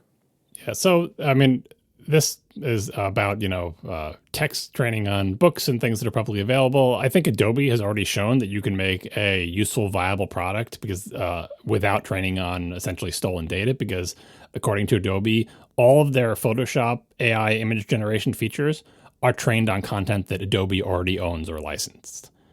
That is a very conservative, safe way to do this. Pay for or already own the content you want to train on, and then train on it. And if it's content you already own, fine, you've already paid for it. If it's content you want to pay for and someone will license it to you, knowing that you're going to train your model on it, fine. Like that, you can make useful things out of that. The place where it gets like untenable is like, okay, but that's great for a thing that makes images in Photoshop or some tiny model that with 7 billion parameters that it runs on your phone or something. But what about the big models? They need all the knowledge in the world. What are you going to do? Pay everybody in the world for their stuff? You can't even figure out who to pay or how much to pay. It's like, it doesn't make any sense. You either can have a model like the biggest ChatGPT 4.0 or whatever, or you can pay people, but you can't do both. But it is worth pointing out that this doesn't mean that, okay, well, anybody who's ever training a model, there's no way you can do it without stealing everything. You can. You totally can. Yes, it is more hard, but also is essentially insurance against, like, depending on which way court cases go, like Adobe's butt is covered. It's like, we're training on stuff that we own or license for this purpose. Everyone is getting, these are all legal agreements. They're all sound. There's nothing weird about it. Licensing data is a thing that happens all the time. As long as you put the terms in the license says we're going to train, like, they're fine no matter what. It's a great hedge for them to say, we're putting out AI products. We're telling you Photoshop can do image generation. Photoshop can do this AI stuff. And we don't have to worry whatever happens in all the laws. Unless they try to, like, outlaw AI, which I don't think anybody's going to successfully do at this point. But just putting that out there and more people trying to do it, it is possible to do this if you are very careful. And yes, it is a pain, but there are dividends for you doing this. There are dividends for you and there are dividends for your customers, because it's just, they don't have to worry about suddenly your product becoming, like, useless because all of a sudden it turns out it's violating tons of laws that just got passed or something. Finally, for tonight, and this was breaking as of just yesterday, I believe, Anthropic wins a major fair use victory for AI, but it's still in trouble for stealing books. Reading from The Verge, a federal judge has sided with Anthropic in an AI copyright case, ruling that training, and only training, its AI models on legally purchased books without author's permission is fair use. It's a first-of-its-kind ruling in favor of the AI industry, but it's importantly limited specifically to physical books Anthropic purchased and digitized. Judge William Alsup of the Northern District of California also says in his decision that the company must face a separate trial for pirating millions of books from the internet. The decision also does not address whether the outputs of an AI model infringe copyrights, which is at issue in other related cases. So minor victory for Anthropic here, but I feel like not ruling on the outputs. Like, I'm not a lawyer, but my brief understanding from the story that just broke yesterday is what they're saying is, like, okay, it's fair use to essentially, if you pay for a book and you scan it, it's like taking it and, like, making an archive backup copy and compressing it into a model and yada, yada, yada. But it says nothing about the quote unquote outputs, which I think what they're saying is, okay, you can do that and it's fine. But we're not saying anything about you charging someone $20 a month to talk to your model. That's an output. So now all of a sudden you have a product that you're selling whose value is derived from the books that you scan. So yeah, you can train it and you can talk to it yourself, just like you can, like, the whole sort of quote unquote backup thing that people use to, like, pirate ROMs or whatever. If you bought a game, you have a legal right to dump the ROM for your own personal quote unquote backup purposes, just because you own the ROM. You bought it, you paid for it. You can make a digital copy of it, stick it in your attic, whatever. Like, you can do that. What you can't do is probably, according to this type of analogy, is start a store where you rent out time on people paying you money so they can play your game or whatever. Unless you have it's like buying a VHS. I'm trying to think of an analogy that's relevant to modern people. If you bought a VHS tape, you could watch it at your house. But Blockbuster did not pay the same price as you for that same VHS tape, because they are going to run a business on it by renting it out again and again. And they had a very different price than you for that copy of Die Hard on VHS. Anyway, not addressing the outputs is like, well, how useful is training a model if you're not going to charge people money to use it? I guess, and even giving it away for free. It's like, what if I did this? I bought your book, I scanned it, and now I'm letting the entire world talk to the LLM that I trained. And oops, there goes passages from your book in the output. For whatever reason, the lawyers in this case, like, didn't contest that angle, didn't talk about it at all. Like, they were not trying to, they basically conceded that, like, the training of it is all they're concerned about. And so, yeah, they won that part. You are allowed to buy a book and scan it and train a model on it. But then it's like, okay, but they're not just training a model on it and putting it in a drawer somewhere. Something happens after that involves lots of money and people using it. And that was not part of this case. So stay tuned. But I feel like this is at least one legal decision on the side of the AI people, which is like that one little piece, because you paid for the book, like you literally bought the book. They bought copies of these individual books and then they cut the pages out of them and ran them through a digital scanner. Because you did that, yeah, it's your book. You can train your AI model on it. It's just like, again, buying a computer thing and taking it apart and dumping the ROMs. It's your thing. You can do whatever you want with it. Tune in later to see whatever all the court cases that talk about, okay, but can I charge people $20 a month to talk to the thing that I just made without paying the authors anything? Unclear. All right. Do you want to do a little Ask ATP? Yeah, I haven't done it in ages. Yes. All right. Samuel Pole writes, I noticed that Marco's car is one of the handful of models that works with Apple CarKey. Do he or his wife use the feature or still carry around fobs for convenience sake? Are there any frustrations with BMW's implementation of CarKey that have caused him to stop using it? My partner and I are considering a new vehicle, and the Kia Niro we're considering also supports CarKey, so I'm curious if there's any noteworthy limitations we should be aware of. I do use CarKey. it is one of the reasons why I picked the iX, actually, because BMW is seemingly a pretty close partner whenever Apple deploys new stuff, with the notable exception of CarPlay Ultra, which I don't know if they're going to ever do that. But allegedly not. That broke earlier today, actually. I don't know if you saw that. Oh, I didn't see that, no. But for the most part, like whenever Apple deploys some other kind of technology around cars, BMW is usually one of the first and often one of the best to implement it. So that's one of the reasons I went back to that direction. So CarKey works great. I use it most of the time. I do have... So most modern cars that support this kind of thing, usually you also have some kind of key card. It's like an RFID card. I keep that card in my wallet just in case I ever need it. I think I had to use it once, and I've had my car for almost a year. The only time I really... Like, I will occasionally have like a glitch where like the Bluetooth on the phone won't actually unlock the door for like a couple of seconds as I'm sitting there holding the handle, waiting for it to, open. This only got me like kind of wet in the rain more than it had to be once. In a year, that's really not bad.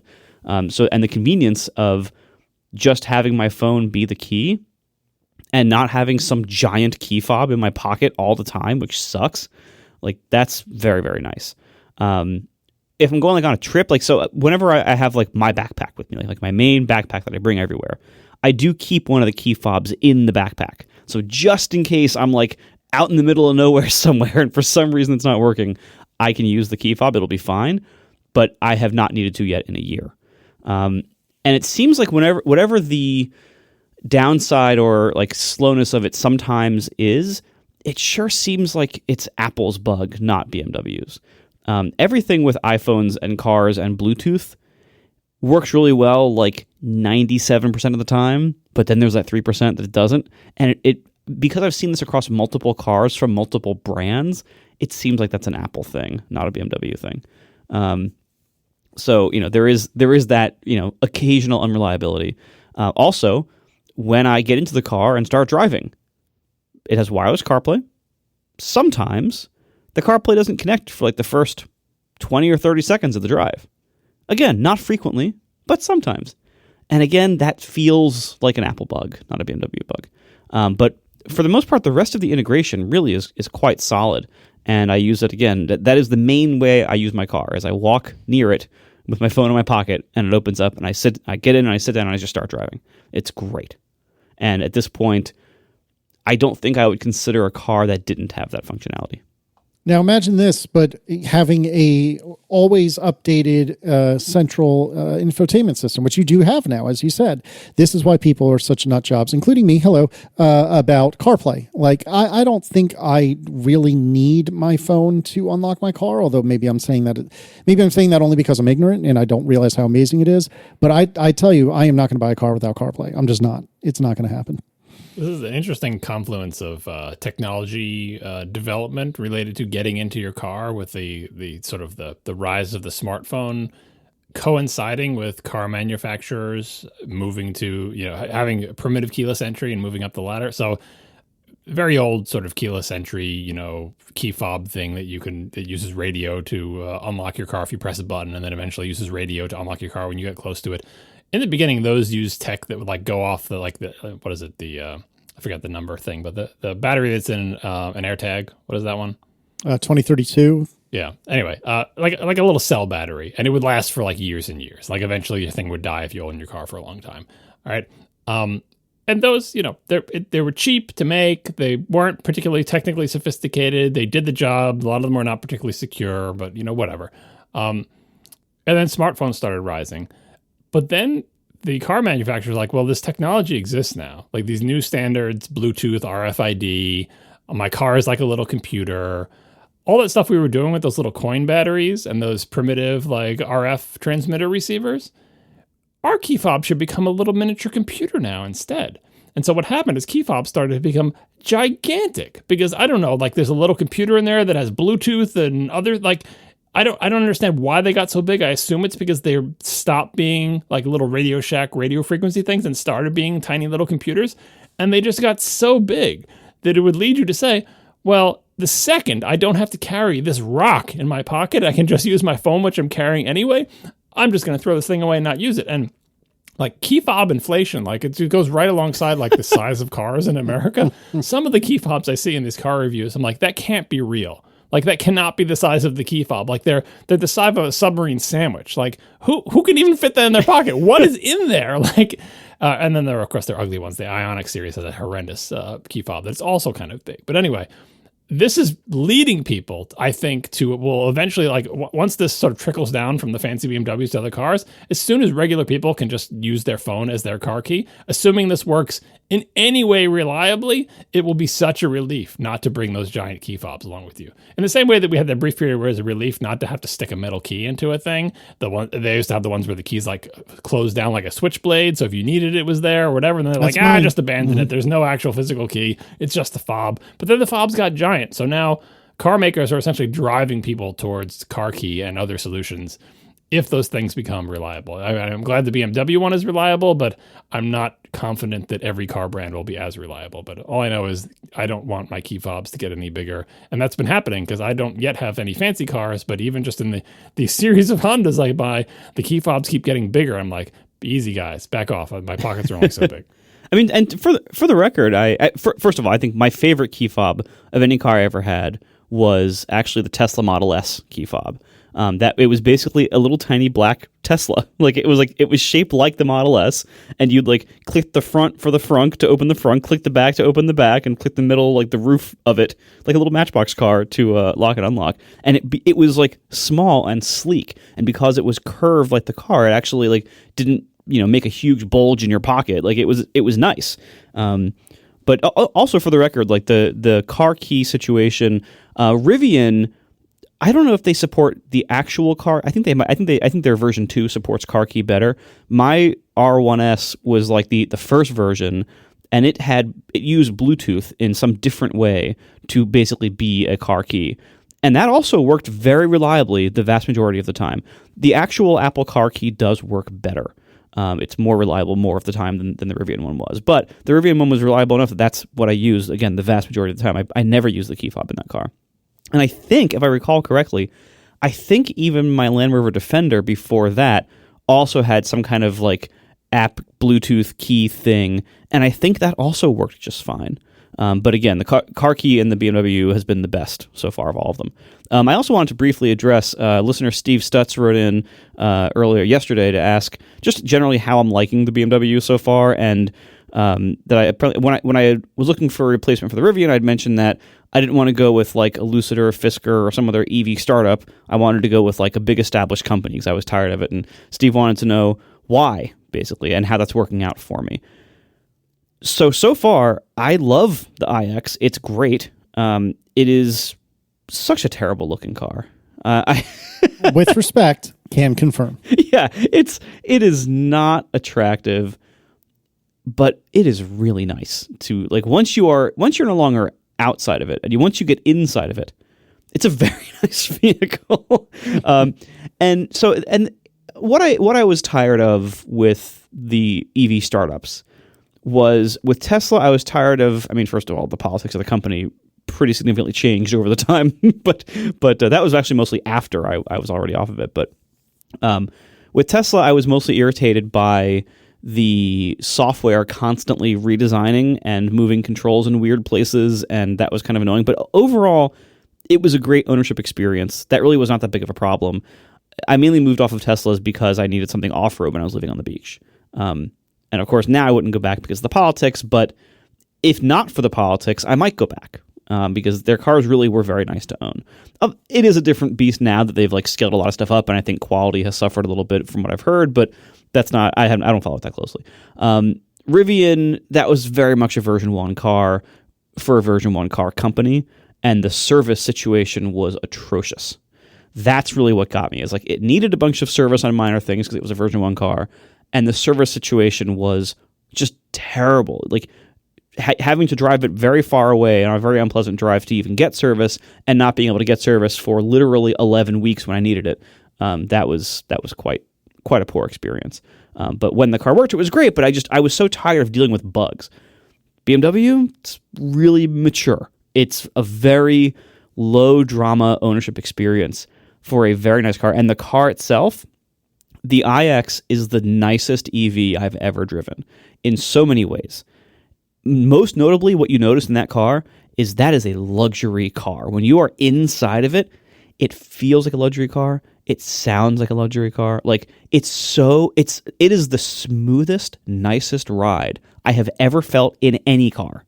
Like it is so smooth. You feel like you're just driving a cloud down the street, and it's so quiet inside because they use like sound dampening, well, compared to, Rivian and Tesla were both horrendous at that. It's a quiet, smooth, nice ride. It has infinite speed. I didn't even get the super fast model, but it's very, very fast. The range is great. It's way better than they advertise in practice. It's been amazing. So I'm very happy with it. And if I ever do need service, which so far in a year I have not, which is more than I can say about Rivian, but if I ever do need service, the service, like Tiff has a BMW, she got service recently. She called up the day before and got her car right in. Like it's so easy. Because they're a big brand with an established dealer network and established supply chain, and their service people know what they're doing and have been doing it for years. And so it's just a much nicer, easier experience. Buying the car was easier. I drove to a dealership, test drove one, and started a lease. They have their paperwork game together. You don't have to do weird games with they forgot to pay the sales tax, or they forgot to cancel the lease, Tesla, or there's so many problems when you're dealing with young car companies that have nothing to do with how well the car drives. And you deal with none of those when you're at one of the big companies. So overall, I'm very, very happy with it. And whenever this car, I have a 3-year lease, I have 2 years left on it. In 2 years, I'll look around again, but it wouldn't surprise me if I buy the exact same car again, or lease the exact same car again. I'm glad it's going well. Getting back to key fobs, by the way, the winner of the key fob game in the current generation of cars is Ferrari. Their key fob is big and ridiculous, but it is beautiful, and there's a special place in the car where you put it, and it looks like a little piece of art. Of course. I'm surprised you didn't say Honda, to be fair. So no, points for you. Their key fobs are terrible. David Campbell writes, sometimes I import photos from my big camera to my Mac and sometimes to my iPad. Can John explain why and when macOS wants me to eject the card before removing it, while iOS doesn't care? It always feels wrong to just rip the SD card out of the iPad. Yeah, this is the eternal struggle from Mac users versus PC users. Mac users need to unmount or eject their things, and PC users just yank the thing out when the light's not on and hope for the best.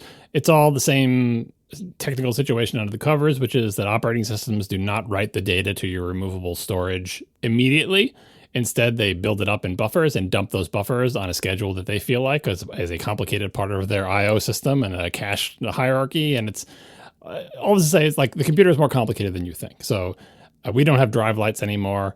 You can't tell when the data has all been written. Even if we did have drive lights, there could be one more blink. You thought it was done writing to that floppy, but you yanked it out, or you opened the drive door or whatever. So yeah, macOS is trying to stop you from removing the disk before all the data that you think is written to it has been written to it. Most of the time you can do it and you'll be fine, because you're probably not doing a lot of I/O, and that buffer probably did get flushed, but that's why iOS wants you to do it. And what could go wrong?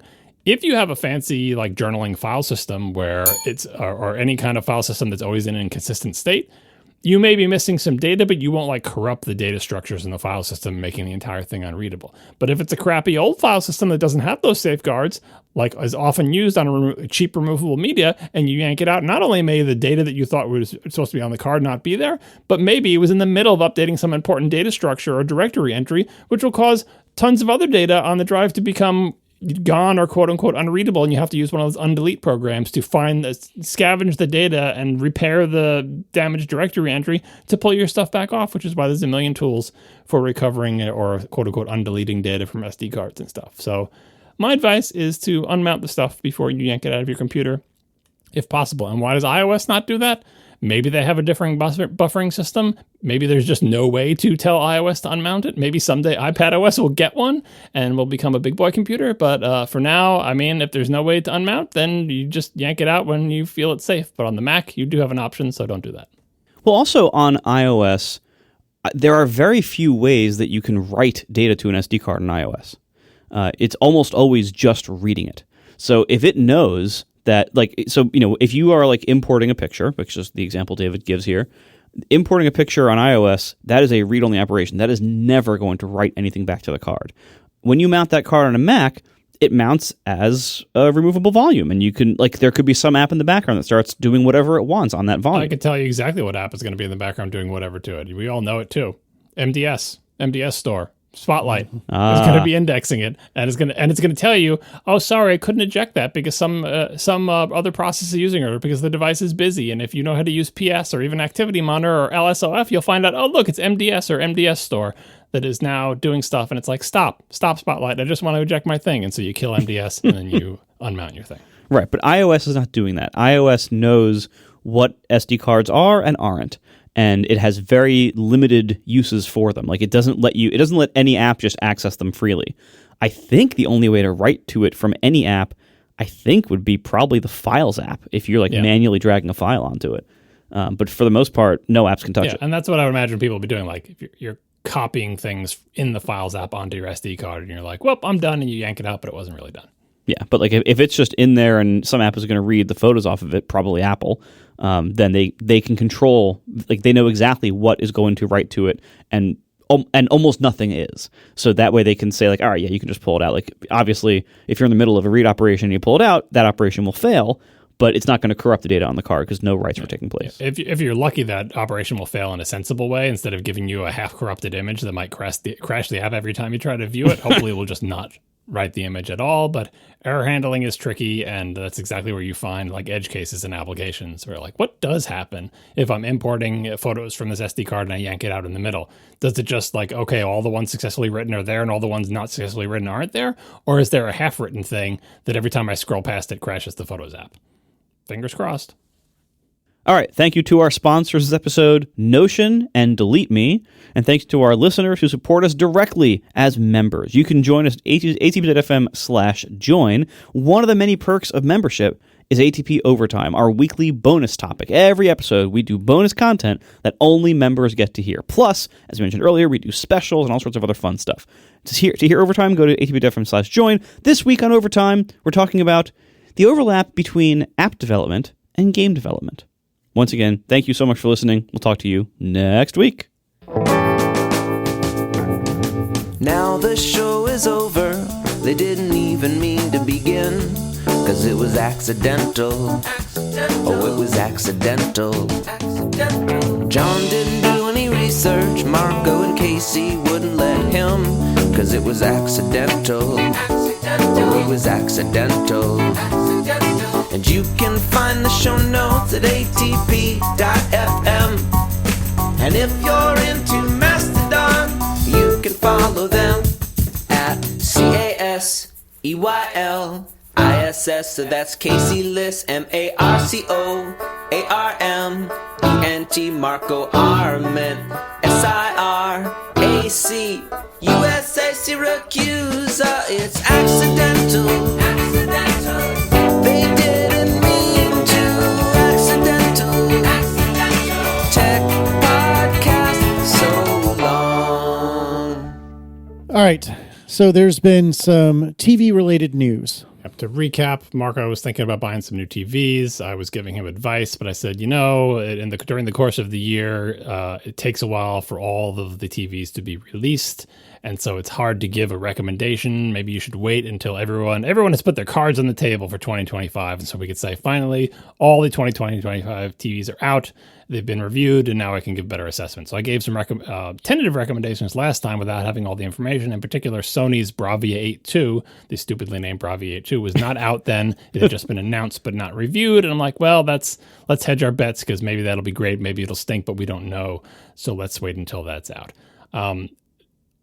All the reviews are not out for this TV. In particular, my favorite reviewer has not yet reviewed this TV, but enough people have reviewed this TV that I trust that I'm ready to make a call on what I think Marco should do. So first of all, we'll put some links in the show notes to reviews of the Bravia 8 II. In particular, there's a good one from Artings. They usually do a pretty good job, and they continue to improve their methodology with each passing year. So I continue to recommend that site. They're maybe not as in the weeds as my favorite reviewer, but they do, like I said, they do a good job. And the upshot is the Bravia 8 II fulfills its role as not being the top TV in Sony's marketing lineup because its number is lower. Like it's Bravia 8 II instead of 9 or X or whatever, right? It is not as good as when their QD OLED was the top model, which in the previous naming scheme was the A95L. And it shows it is not as carefully calibrated as the A95L was. It is not as good in some respects as the A95L. The A95L, I believe, is a 3-year-old television now. Sony didn't bother revising it because even in its second and third year, it was still one of the best TVs you can buy. Guess what? The A95L, which you can still buy if you can find it somewhere, and it's real cheap because, get them while they last, is still probably a better TV than the Bravia 8 II if what you care about is ultimate picture fidelity and you're probably going to watch in a dark room. The Bravia 8 II is brighter in some ways, but in other ways, it's not brighter than the A95L, which is shocking because it uses a 3-year newer panel that supposedly is brighter. Watch the Artings video for more details. So, Marco, if you're waiting to hear what the deal with the Bravia 8 II is, yeah, the answer is it's not great. There's a second video from Arting saying Bravia 8 II versus A95L, which should you get? And they basically say, get the A95L. Of those two TVs, the A95L is still better. It's amazing. This TV is like undefeatable. I don't think they're making them anymore, except for maybe in 77-inch. So you can get them cheap, like not cheap, but like for half the price they originally sold for, you can get A95L. So cheap that I was thinking, should I get an A95L? Because I have the predecessor to the A95L, the A95K, and I'm like, no, don't buy a 3-year-old TV. Just because I just wonder if they'll ever make a TV as good as the A95L again. It's depressing. But anyway, for your purposes, the LG G5 is brighter than the Bravia 8 II. It's brighter than the A95L. It is a true 2025 TV. The LG G5 did have a problem where they had some contouring issues with HDR10 output. But they fixed that in a firmware update. While we were waiting for the Bravia 8 II reviews, LG updated its firmware and they fixed that bug. So we'll put a bunch of links in the show notes to reviews of the LG G5. That is my recommendation for you for all situations where you want an OLED in the year 2025. The LG G5, it's very bright.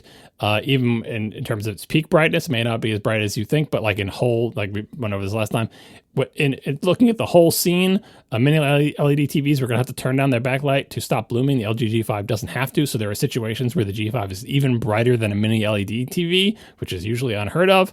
It's a great TV. The LG is good with their software. You're used to LG.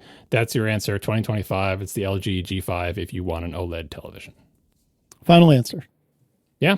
I mean, the Bravia 8 II is not a bad TV. The fact that it gets beat at all in anything by a 3-year-old A95L is just embarrassing for Sony. Sony, get your act together. And why shouldn't I just get the N95L?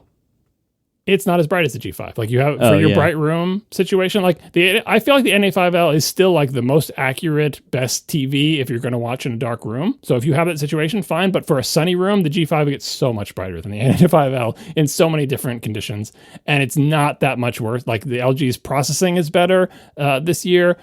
Their color volume, it's not as good as the N95L, but you'll never notice it. Like the LG G5 is the better all-around TV, and it supports HDIG, which helps with the stupid switch to HDR brightness issue. Like, I just think the G5 is going to fit into your life a lot better. For the super duper video file, I would still recommend the A95L, but that's not you. So if you really want to get a smaller A95L at bargain prices to put in like a bedroom or someplace that doesn't have bright sunlight, but you want the absolute best in color fidelity and you're never going to game on it, yeah, it's still a great TV. And for me, if I had to choose, I would pick the A95L over the G5. But for the scenarios that you described, I think the G5 is a better fit. Okay. John, I'm deeply impressed. That was incredibly brisk. Well done. Yeah, I mean, when the verdicts are in, there you go. Like I said, my favorite person hasn't come out with his review yet. It's his HDTV test. I'm still waiting for Vincent to come out with his review. When he does, if he totally contradicts our things, I'll let you know. But it seems like, the Bravia 8 II is living up to its number, which is 8, which is lower than 9.